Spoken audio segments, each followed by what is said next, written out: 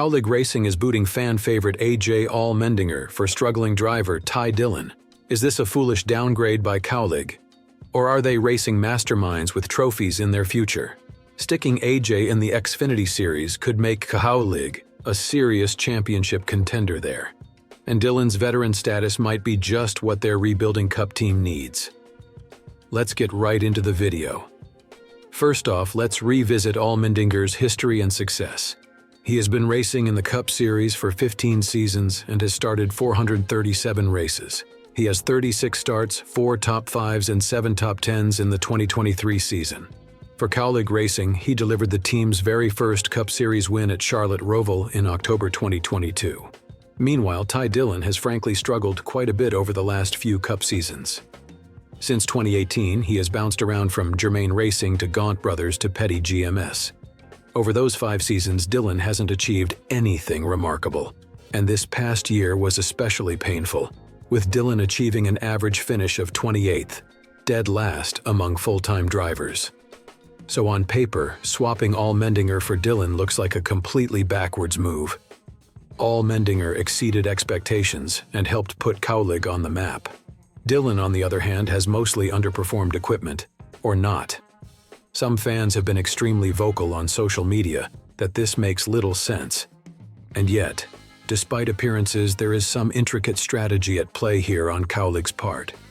The key is that Kaulig still envisions becoming a powerhouse Cup Series team. But they don't believe Almendinger is the driver to get them to championship contending status at that top level. Remember, AJ is already 42 years old, and the Cup Series keeps getting more cutthroat by the year. Here's the sneaky genius of Kaulig's master plan. They want Almendinger leading their Xfinity program full-time to make a serious run at the championship. Kaulig likely believes that would be nearly unstoppable against the Xfinity competition. When you step back and look at the big picture, this unconventional move has evil genius written all over it. Kaulig is sacrificing immediate Cup results to chase greater glory in Xfinity and accelerate their long-term NASCAR ascent. It seems that pairing with Hemric spells disaster. It gets worse.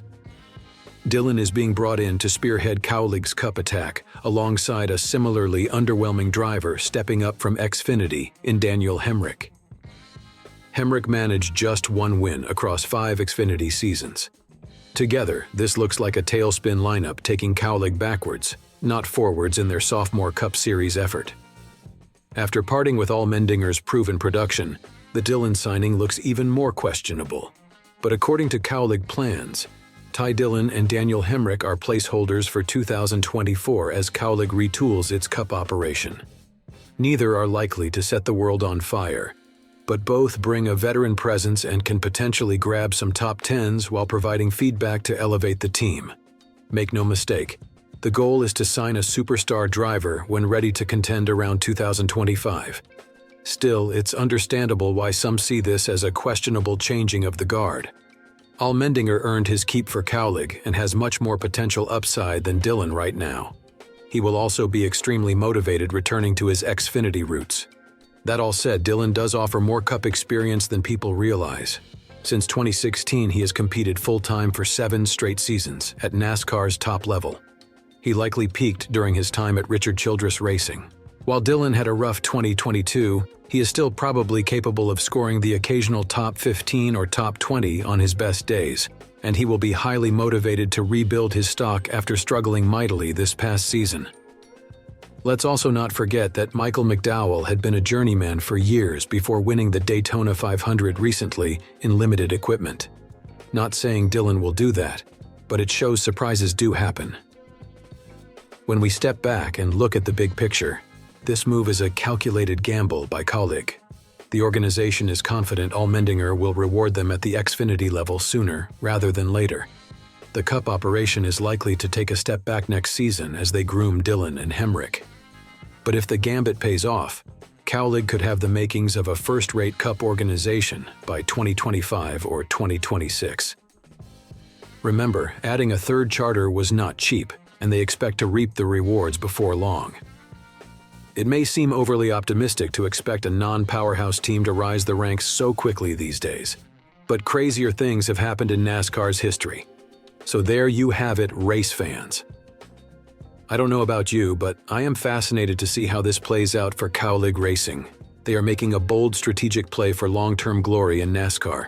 Do you think it will pay off in both the Xfinity and Cup Series down the road? Let me know all your thoughts in the comments below. This is Motorsport Zaratho signing off for now. If you enjoyed this breakdown, be sure to like and subscribe for more NASCAR news and analysis all year long. Thanks everyone, and have a wonderful rest of your day.